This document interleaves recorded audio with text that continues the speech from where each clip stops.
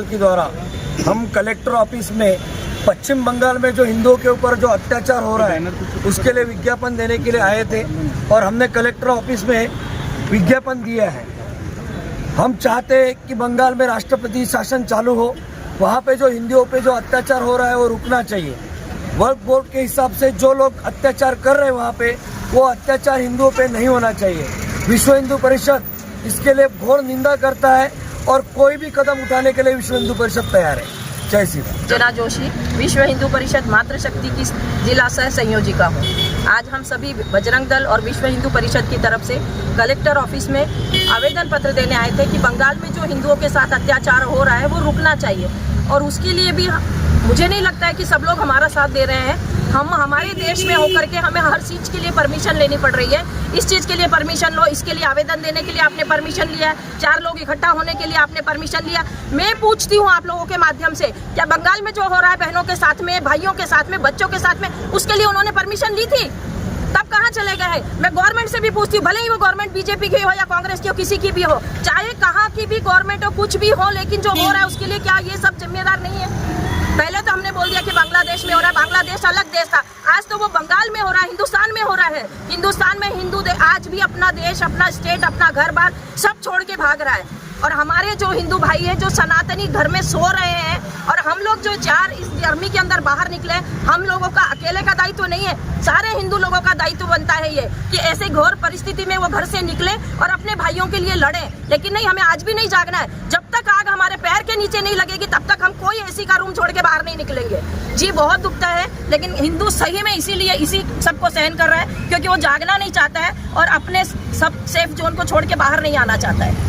भारत के प्रधानमंत्री के लिए क्या कहना चाहेंगे? प्रधानमंत्री और अमित शाह भाई सबके लिए एक ही बात कहना चाहती हूँ, अगर आज बीजेपी की सनातन धर्म को सपोर्ट करने वाली सरकार होकर भी अगर वो नहीं जागती है तो फिर उनका होना ना होना बेकार है। और हमने जो वोट उन्हें जो विश्वास के साथ दिया था, आज वो विश्वास हमारा झूठा पड़ रहा है क्योंकि आज बांग्लादेश में होते होते आज बंगाल में आ गई है ये नौबत कि हमारे भाइयों के साथ में, हिंदू समाज के साथ में वहाँ पर भी वही हालत हो रही है। कश्मीर छोड़ के भागे, थोड़े दिन पहले नागपुर में यह हालत हुई, आज बांग्लादेश में यह हालत हो रही है। कोई दूर नहीं है वो देश जब यहाँ पर सिलवासा में भी यही सब होगा। एक बात ऐसी है, ये बांग्लादेश से ही है, बंगाल की हूँ, कोलकाता की हूँ और जब भी कुछ इलेक्शन के पहले मैं जाती हूँ, ऑटो में बैठती हूँ, कभी हमारे मोदी जी के प्रचार करती हूँ तो मैं इसमें मोबाइल में मैं दिखा भी सकती हूँ मेरे पास कितने मैसेजेस आते हैं। तो घर के बाहर आ, तुझे उठा के लेके जाऊँगी, मैं बोल नहीं सकती हूँ।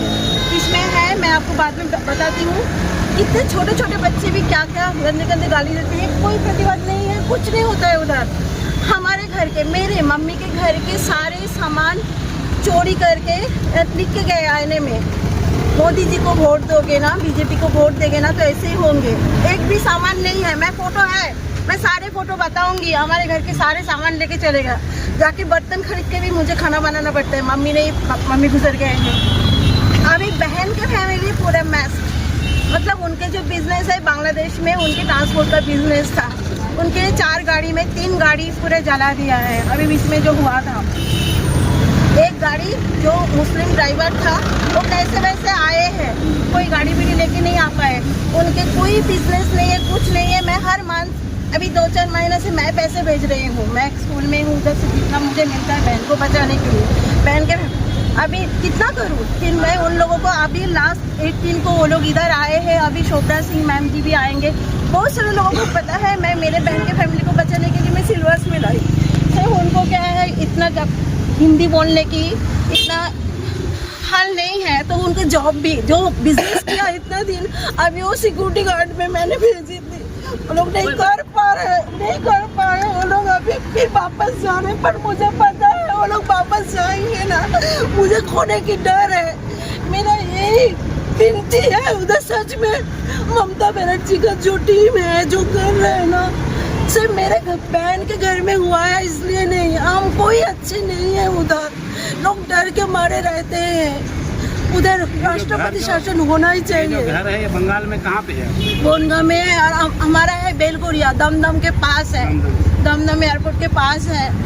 उधर बोलते हैं अभी ताला लगा हुआ है, मेरे मम्मी गुजर गए, मुझे धमकी दे रहे हैं तुम लोग कुछ करो नहीं तो ये घर को हम क्लब बना लेंगे। उधर क्लब बनते हैं तो ऐसे बोलते हैं जो उस जमीन के ऊपर जाके वो लोग क्लब बनाएंगे। मेरे पास भी अभी ऐसे धमकी आ रहे हैं, जबकि कोई झमेला, हाँ हमारी मर्जी है हम किसको वोट दें। मेरे मन की चांस है, मैं बोलती हूँ मेरे फ्रेंड सर्कल में कि इनको वोट दो, क्योंकि हमारे वेस्ट बंगाल पहले एक सोने की खजाना था, उधर ही था। अपने जो दिल्ली नहीं था पहले, राजधानी कलकत्ता था, और आज वेस्ट बंगाल सोनार देश और नहीं है, वो सूख गया है, उसको खत्म कर दिया है, खत्म कर दिया। मेरे नाम दुर्गा विनोद मुंडेकर, मैं बंगाली हूँ पर मेरे हस्बैंड मॉरिशियन है और मैं भुगत रही हूँ। मैं महके में जाने के लिए भी डरती हूँ अभी। नहीं चलेगा। बिल्कुल आपकी सही बात है, हाई हाई क्यों नहीं लगेगी, क्योंकि ऐसा घटना जो घटी है बंगाल के अंदर, नागपुर के अंदर, तो स्वाभाविक है सनातन धर्म को ये कर्तव्य बनता है कि जागने का। और रही बात हमारी सरकार के, जहाँ तक हमारी सरकार के मुझे जहाँ तक पता है, समय का इंतजार करना पड़ेगा थोड़ा। और आक्रोशबाजी जहाँ तक है जनता के, जहाँ तक सनातन धर्म के, मैं मानता हूँ ये हर लोग में हो ही नहीं चाहिए।